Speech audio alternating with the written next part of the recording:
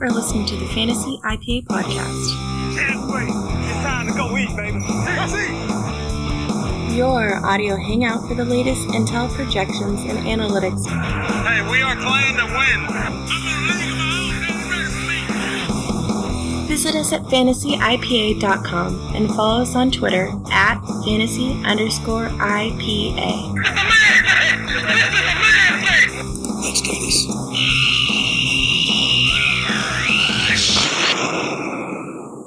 And welcome back to the Week 1 recap. We're going to dive right into those second half games and then jump into waiver wire pickups.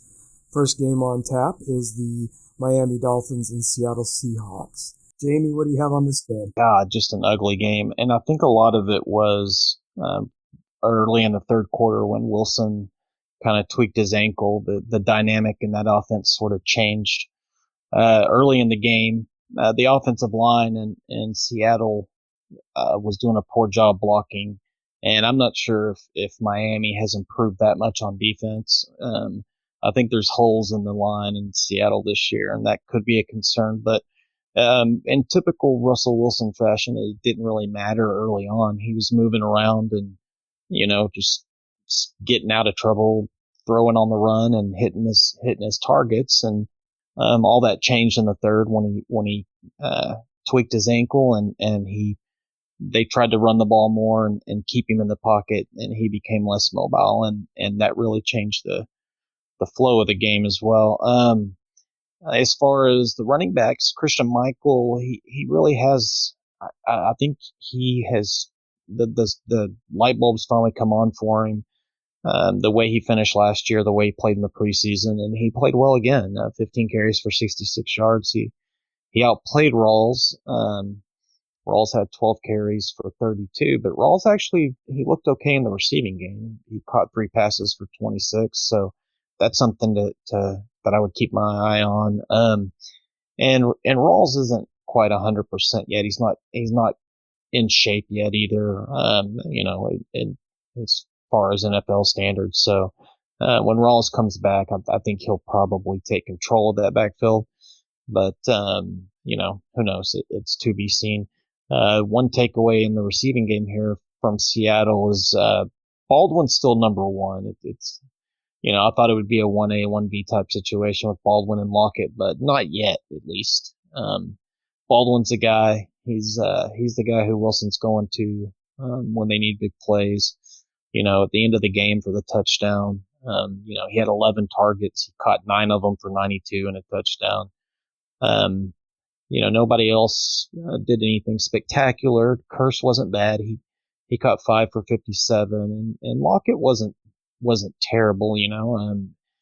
He definitely didn't have a good game as far as statistics, but and he looked better than his numbers. I'll just say that. Jimmy Graham, I think he has a ways to go before he gets right. He didn't look right. I don't think he is right. So, on the Miami side, Arian Foster, on the other hand, he looked pretty good. His numbers weren't great. Receiving numbers were good. He had 3 catches for 62 yards, 13 carries for 38, but he really did look good. And then, Ryan Tannehill, he actually looked okay. Kenny Stills dropped a long touchdown pass, where he was wide open and had no one near him. And then there were 2 other passes where Stills and Tannehill almost hooked up long. So Stills is a receiver to I'm keeping my eye on. And Tannehill seems to, in the past, have trouble with the long ball. He looked a lot better in this game playing against a tough defense. And, should have been a long touchdown to Stills, and then a couple other passes that were really close. So, Jarvis Landry, 7 catches for 59 yards on 10 targets. Not bad in Seattle. So, he's going to be Jarvis Landry. Other than that, it was a low scoring game. There wasn't a lot going on. I really don't have a lot else to say.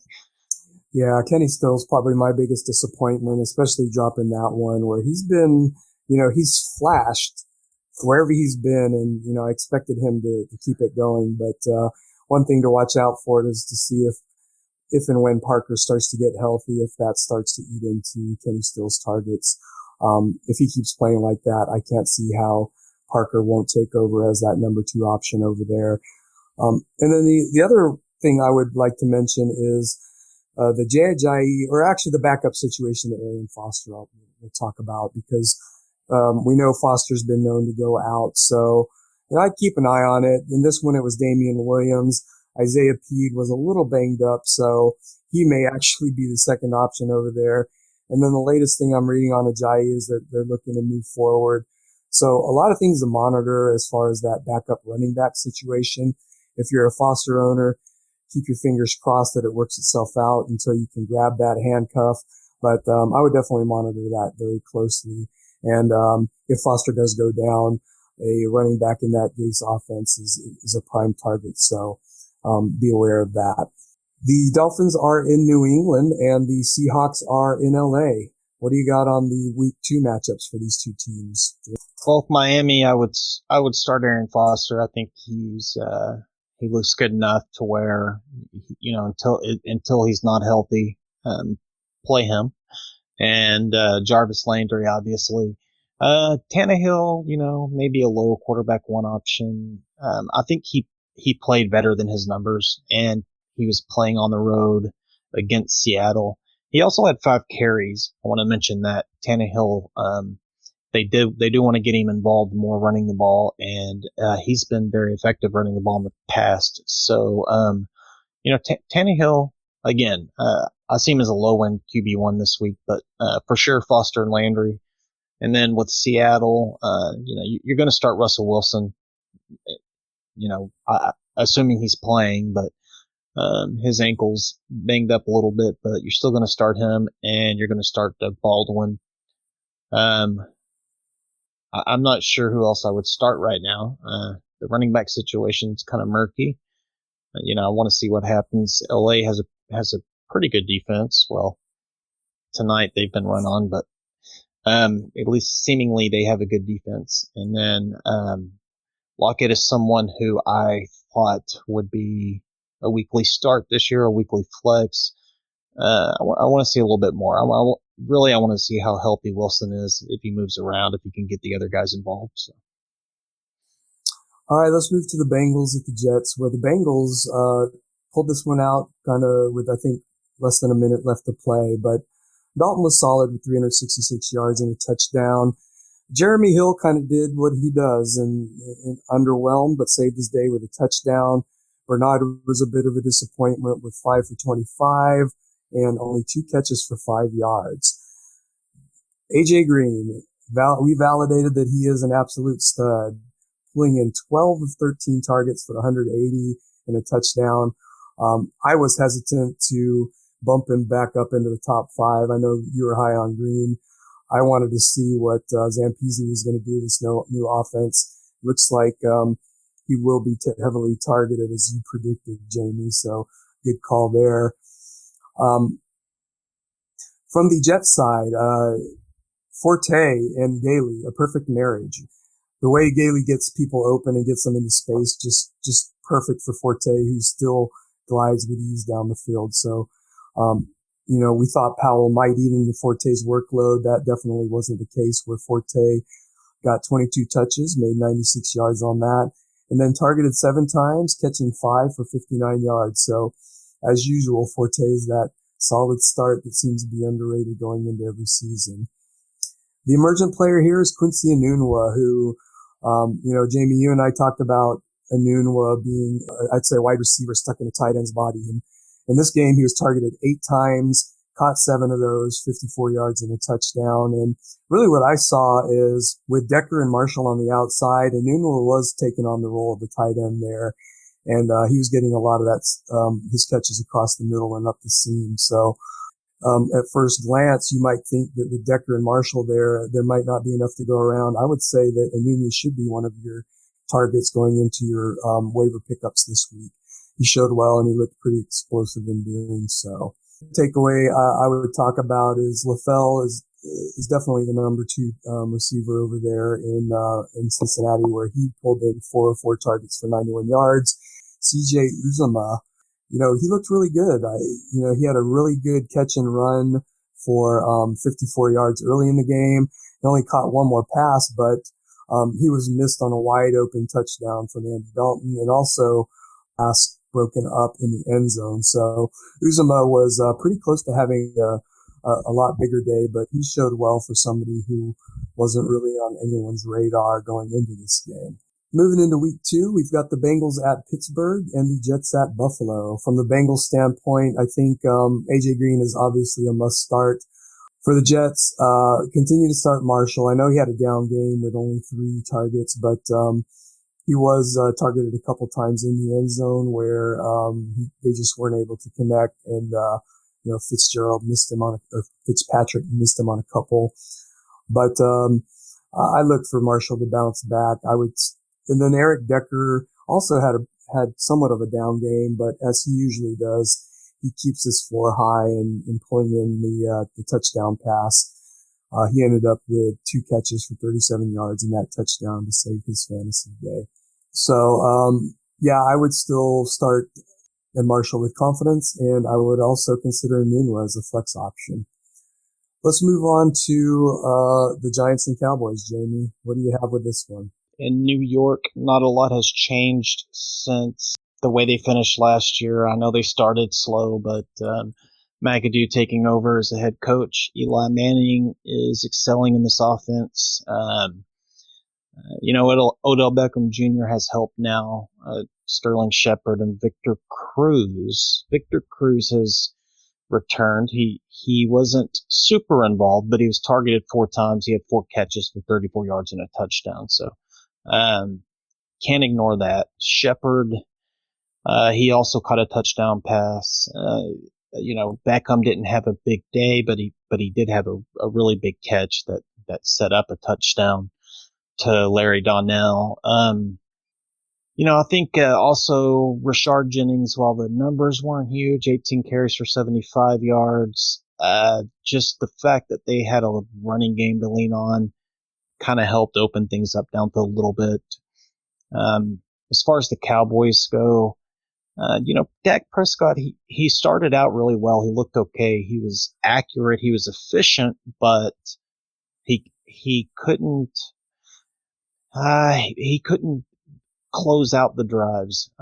Couldn't score the touchdowns when the Cowboys needed it. He was moving the ball well, but he didn't push the ball down the field too far, too many times. He didn't challenge the Giants deep, very much. Witten was very involved and should continue to be. He was targeted 14 times and he caught 9 passes for 66 yards. Someone to keep your eye on, especially in PPR league, is maybe Cole Beasley, who was targeted 12 times. He had 8 catches for 65 yards. He's, he was efficient last year. He had a few of these games, and Prescott seems like more of the efficient kind of dink and dunk, move the ball down the field type guy. Ezekiel Elliott didn't have a big game, but again, I think the Giants defense, I think every defense is going to make Dak beat them, and they're going to stack the box until he does. And, also I do think the Giants defense has improved. They signed some big free agents this offseason, and they definitely look better, at least. I don't know that there's a whole lot else to take away other than the tight end situation in New York is murky. Donnell caught a touchdown pass, but he was only targeted twice. Ty caught 3 passes for 16 yards only. So, yeah, I think the biggest disappointment, and I keep coming in with these disappointments, but Dez Bryant with only 1 catch for 8 yards. He was close on a couple, and obviously the touchdown, if that would have counted, would have kind of changed the outlook here. But, Bryant, much like last year, it felt a lot like last year in that, we stayed close. We ran the ball a lot, and we just couldn't pull it out, and Bryant actually disappeared as far as the stats go. So little bit concerning around Des Bryant and his production over here for someone that was routinely going in the first round. Well, Jamie, we've got the Giants hosting New Orleans and the Cowboys at Washington. What do you think about these week 2 matchups? Well, for the Giants, I would start. I mean, New Orleans looks terrible. The Giants are playing at home. New Orleans defense looks terrible. I'm sorry. So I would start Manning. I would start Jennings. I would start Odell Beckham. If you don't have a better flex option, maybe Shepard or Cruz is a possible flex. I'm not saying I would start one of those two guys for sure, but definitely Manning, Jennings, Odell Beckham. Go with those guys. I think all three should probably have pretty good games. Cowboys, on the other hand, I want to see how Dak plays on the road. I still think Zeke is a must start right now. He still scored a touchdown. I mean, he didn't have a big day, but he scored a touchdown, saved his day. And then Jason Witten, of course, right now, you're going to start Jason Witten every game. It's hard to say don't start Dez, or can maybe consider if you have a better option than Dez, but I don't know. I'm a little worried about them going into Washington with Washington having Josh Norman. But then again, watching tonight's game, Norman he stayed on the left side, so maybe the Cowboys will try it. They'll move Dez up against the right cornerback and create some mismatches. But with Dez, just proceed with caution until Dak Prescott looks like he can get things done, get the ball down the field. Let's move on to the Lions and the Colts, where this was definitely a shootout. And Stafford and Luck both had big days, both of them going over 300 yards. Luck had the 4 touchdowns. Stafford had 3. But it was interesting to see the Lions post Calvin Johnson, how the dynamic totally changed, and it looked like they spread the ball out a lot more, and they seemed to be a little better for it. They heavily featured Amir Abdullah and Theo Riddick, who are both very effective in the run game, and both of them very effective in the passing game. Riddick and Abdullah combined for over 100 yards rushing and a touchdown for Riddick on the ground, as well as over 100 yards receiving and a touchdown each in the air. So Riddick and Abdullah, as Abdullah gets a little bit more healthy, it'll be interesting to see how that split goes, but I really can't see them taking touches away from Riddick as effective as he's been. The question coming in from the receiving core was Marvin Jones or Golden Tate. It looks like, at least for this game, Jones was the more targeted player with 10. He only pulled in 4 of those but he did net 85 yards on that. Golden Tate caught all 7 of his passes, but it was only for 41. So that really low depth of target is carrying over from last year. So with 7 targets to 10, at this point, I think it's still kind of a toss-up which one's going to be the most productive. I think that you can start each of them pretty comfortably as wide receiver 2s, though. Ebron had a very good game, 5 for 5, 5 targets, 5 receptions, 46 yards and a touchdown. Good to see him ascending. And the old veteran Anquan Bolden caught all 3 of his targets for 35 yards. Luck really did spread it around, and one of your favorites over there, Jamie, Philip Dorsett, showed well, pulling in 4 catches for 94 yards. Hilton was the most heavily targeted with 12. He only converted 6 of those for 79. And then Moncrief, Allen, and Doyle accounted for the touchdowns, with Doyle, who nobody played, pulled in 2 of those touchdowns. But all in all, very good game, very fun shootout, and lots of fantasy points to be had. One main takeaway is that while we thought Zach Zenner might be that goal line option, it looks like Dwayne Washington has overtaken him as the number 3 back over there in Detroit. So keep an eye out for him, especially in the event of an Abdullah or Riddick injury, and definitely for Dynasty. Lions host Tennessee next week, and the Colts are at Denver. So with the Lions, I would say start everyone with confidence. Abdullah, Riddick. I would once again keep Jones and Tate in that wide receiver 2 conversation.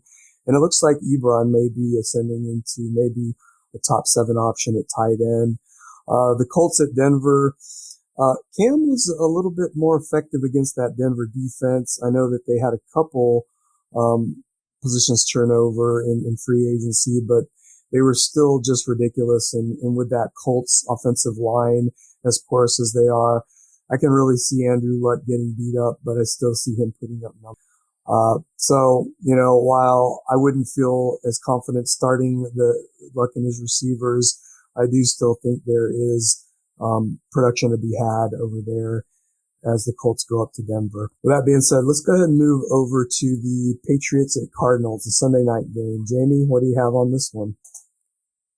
Well, New England, let's start there. Garoppolo, he looked good, especially playing in Arizona, a tough place to play.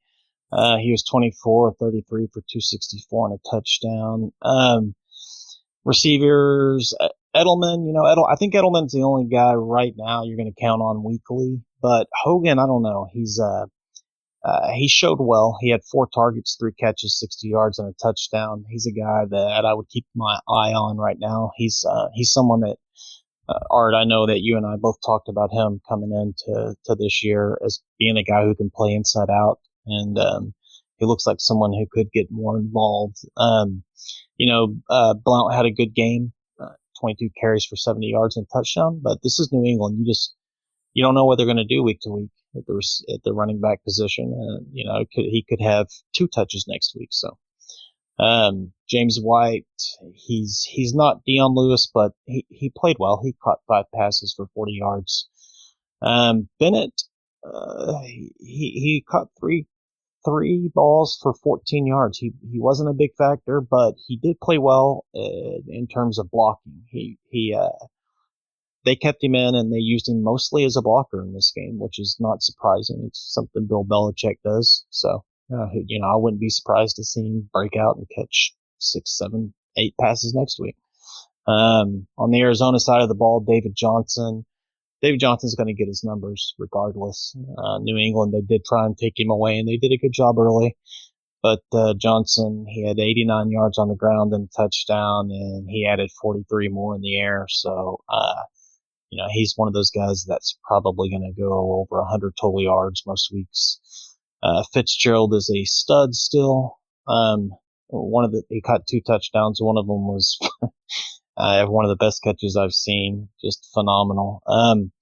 Michael Floyd looks to be heavily involved too. In fact, Fitzgerald and Floyd seem to be the 2 guys that Palmer's going to throw the ball to a lot, other than the running backs, David Johnson. John Brown was a little disappointing. I'm still not sold on him as I've seen some analysts rank him as the number 1, which is insane. Even as the number 2 receiver there right now. To me, he's clear cut behind Fitzgerald and Floyd. Those 2 guys are the top 2 right now. And, Floyd didn't have a big game, but he had a few near misses. Also almost caught a touchdown pass. He's someone that, I think I would keep starting him. And so, Jamie, the Pats host the Miami Dolphins, and the Cards get the Bucks next week. What do you have for these 2 teams in week 2? Well, I would definitely start Edelman. If Gronk's back, you have to start Gronk. Garoppolo, depending on your quarterback situation, he's playing at home and he played well on the road. I think he's probably a safe play as a quarterback 2, high end maybe. With low end quarterback 1 upside, I don't know. But as far as Arizona goes, playing Tampa Bay, start Palmer, start Johnson, start Fitzgerald, and I would start Floyd as well. All right, moving on to the Monday night game where we had the Steelers facing off against the Redskins, and in this one, the Steelers really had their way. They ended up taking this one down 38-16. D'Angelo Williams picked up right where he left off, netting 143 yards on the ground and 2 touchdowns, also adding 6 receptions for 28 yards. Just a monster day for him. And then the consensus number 1 fantasy player, Antonio Brown, showed why. Targeted 11 times, pulling in 8 receptions for 126 yards. And then on the Redskins side, we had Kirk Cousins going over 300 yards, but he didn't throw any touchdown passes.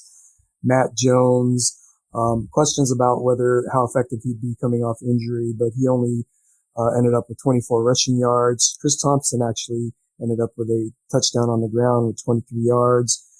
Deshaun Jackson, as he does, pulled in 6 catches for 102 yards. Jordan Reed, heavily targeted at 11, pulled in 7 of those for 64 yards. So, Jamie, I know, I don't know that either of us have had a chance to go back and look at the film on this one, but just based on what you saw today and the box score, anything you wanted to highlight from this game? Yeah, I think Crowder, he was targeted 10 times. He caught 6 for 58, and I know they like him a lot. I think in PPR leagues, he's a guy you can probably flex a lot of times.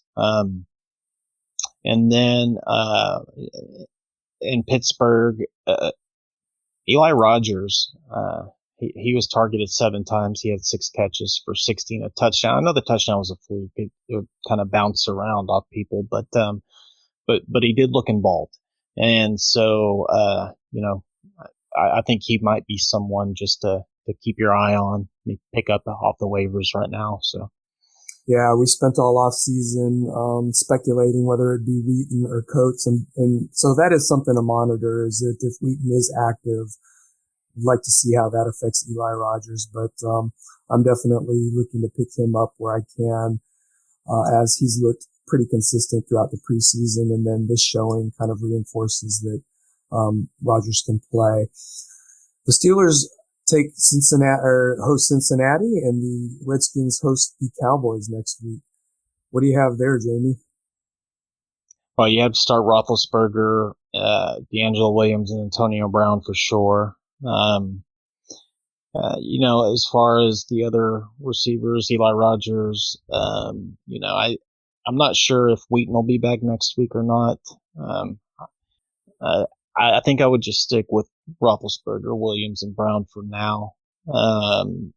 As far as the Skins, Kirk Cousins, I think he just had a bad game. He looked sharp to me. He had a couple of interceptions, no touchdowns, but they didn't get anything going on the ground. So I think Cousins is someone you still start. He put up yardage. He'll get the touchdowns. Jordan Reed, you're going to start every week, of course. And I would start Deshaun Jackson right now.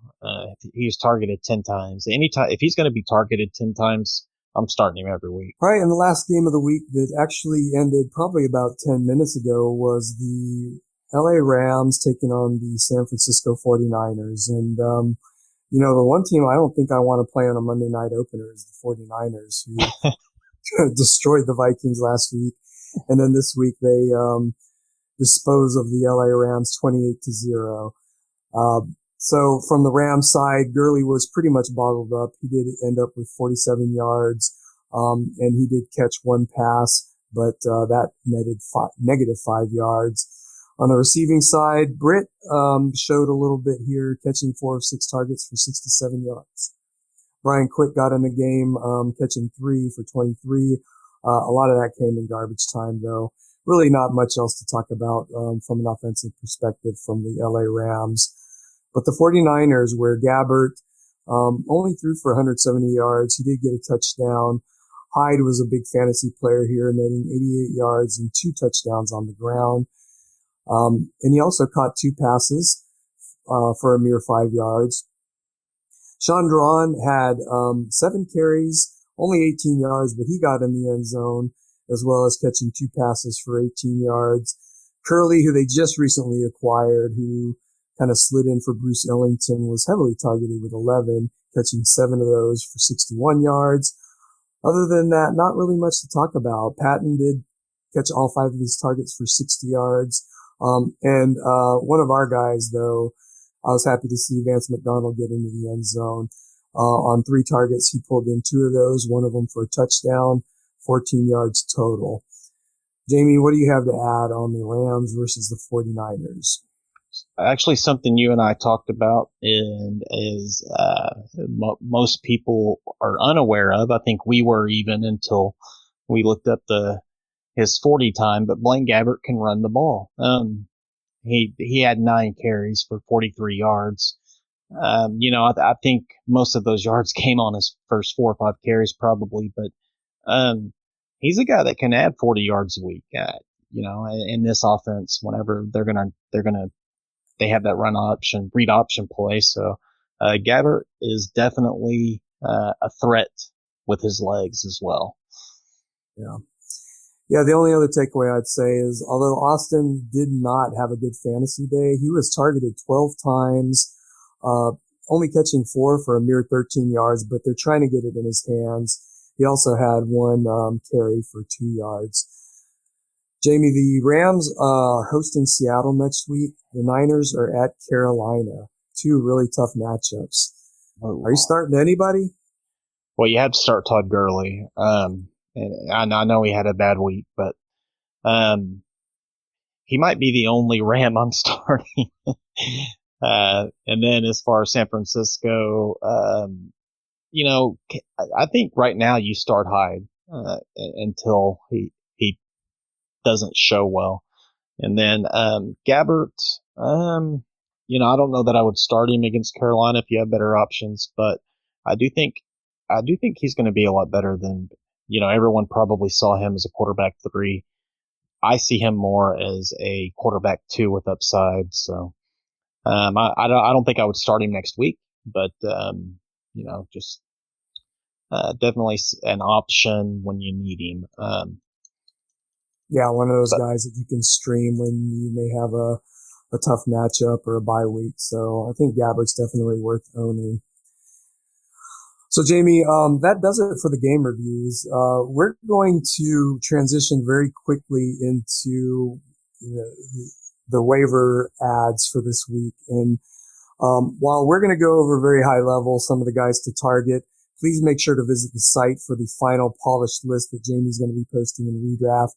And I'm going to be working off that list to also try to create some waiver pickups for your dynasty leagues, and that'll include pickups and trade targets. So, Jamie, let's start with quarterback. Who are some of your priority ads for week 2? Well, you got to add Josh McCown now with RG3 down, and we've seen McCown have success in the NFL. And Cleveland. I like the coach in Cleveland. I like Hugh Jackson. I like what he does. I think McCown is a must-add. Carson Wentz, he probably wasn't owned in all redraft leagues. I'm not sure what the percentages are there, but he looks like the real deal. He's a rookie. I'm not saying add him to start him, but he definitely should be owned. And Dak Prescott, probably not someone you're going to start, but definitely, again, a guy that probably needs to be owned right now. Yeah, I might add, I don't know the ownership percentages, but as you said, Blaine Gabbert might be a good target to tack onto that list. As well as we talked about Sam Bradford earlier in the sense that monitor that situation to see if Hill's going to be starting there. But if people were gun shy in picking him up, and, I guess before we move on, I do want to say that while streaming is definitely an option in those leagues, we're looking to cast a kind of a wide net here. And a lot of these quarterbacks that we're talking about may not always be rosterable in one quarterback leagues, but, just use this list and customize it to how it affects you in your leagues. So definitely in 2 quarterbacks leagues, people like Gabbert and Bradford need to be owned. Let's move on to the running back position. Jamie, who are some of your priority ads? Well, Coleman, you have to pick him up right now. He's very involved. I know he's probably owned in, close to half the leagues out there. I'm not sure. Riddick was probably owned in a lot of PPR leagues, but not necessarily in other redraft leagues. I would definitely pick him up regardless.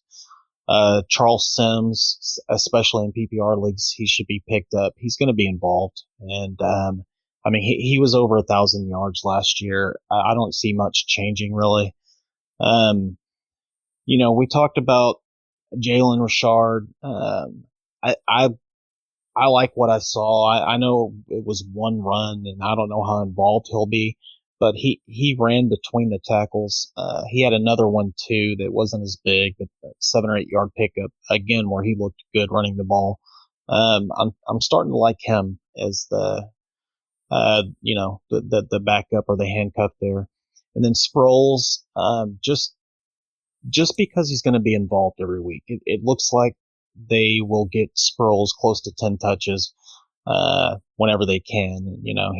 I would say a minimum of 7 touches a week. So, Sproles is someone you can definitely put on your roster. And, it may be in the right situation, as a spot start. And then for depth and as a handcuff, Alfred Morris looked great this week. So, he's someone I would pick up too. Yeah. And as mentioned before, I would monitor that Miami situation. If somebody dropped Jai, I would snag him up because I still see him emerging as that, the backup to Foster, who's oft injured. So let's move on to the wide receiver position, Jamie. Who are your priority adds? For those leagues where Will Fuller is available, he is a must-add. He's going to be involved every week.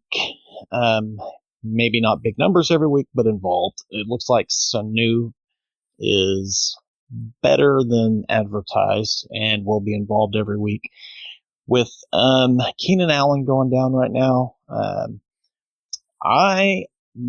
going to add Tyrell Williams in San Diego. I like him. I think he's the receiver to add right now. You can add Inman as well, but Williams would be the guy, my number one grab there. Also for those who where Philip Dorsett is available, those leagues, he's going to be involved. Indianapolis is going to throw Dorsett. That's the strength of their offense. And then Quincy Unawa. I think you said it, Art. He kind of plays that tight end role in New York, and he's always been athletic and talented. It looks like he's going to get involved. Maybe not heavily, but definitely someone worth adding. Mike Wallace, he was targeted more, I believe, than the other receivers this week. I'm not 100% sure on that, but anyway, and he had a big catch. They've been playing well together in the preseason and in camp. Terrell Pryor, right now he looks like the number one receiver in Cleveland. Josh McCown taking over. If Pryor continues to be the number one target, it could get even better for him. Tajay Sharp has become the number one target in Tennessee. It seems clearly right now. If he is not owned, definitely go pick him up. Devontae Adams, he played almost 90% of the snaps this week. He is clearly right now their number 3 receiver. He caught a touchdown pass, and it looks like until Nelson is 100%, and with that ACL, especially when it's someone on at 30 years old or older, it might take him close to halfway through the season. So grab Adams. He's probably going to have a couple of decent games. And then Victor Cruz, pick him up. He scored a touchdown. He looked pretty good. He looked quick. Yeah, great to see the salsa out there, even though it was against our Cowboys. But let's move on to the tight end position. Jamie, who are the priority adds from the tight ends? For any league that where Rudolph isn't owned, I would definitely grab him. He had a good week. He was targeted. He looks better this year. And also, I think when Bradford takes over, that'll be the best quarterback situation that Rudolph has probably had. Jacob Tamme, he's still doing it in Atlanta. I don't think it was a fluke last year. I don't think that Sanu is necessarily going to hurt his value too much. He's probably going to still catch passes. Virgil Green, that's a guy I would go grab. I think, he's going to have some bigger games down the road, especially in PPR leagues. I would look for him. Dennis Pitta made the start in Baltimore this week and had the big game there as far as the Baltimore tight ends are concerned. Yeah, and then the last one I'll throw in there, Jamie, is CJ Uzomah, who I had a chance to see, and while the stats don't necessarily reflect it, he looks like he's going to have some opportunities. All right, Jamie. So that's going to do it for this edition of the Fantasy IPA podcast. Hopefully we were able to grab you from week 1 and pull you into week 2. So, thank you once again for listening. Jamie, any parting words for the fans? No, definitely check out the website, for the waiver wire list and more details, we'll write more about these pickups and why we think they should be picked up. But other than that, just please check us out on the website and remember to follow me at FIPA_black, FIPA_BLACK. Yeah, and that's going to do it for week 1. Make sure that you do follow us on the site at fantasy_IPA. Make sure you visit us. Get that fully polished waiver pickup list that Jamie's going to be posting up there. Thanks for listening, and until next time, make sure you get you some IPA. Adios. Thank you for listening to the Fantasy IPA Podcast. Visit us at fantasyipa.com and follow us on Twitter at fantasy_IPA.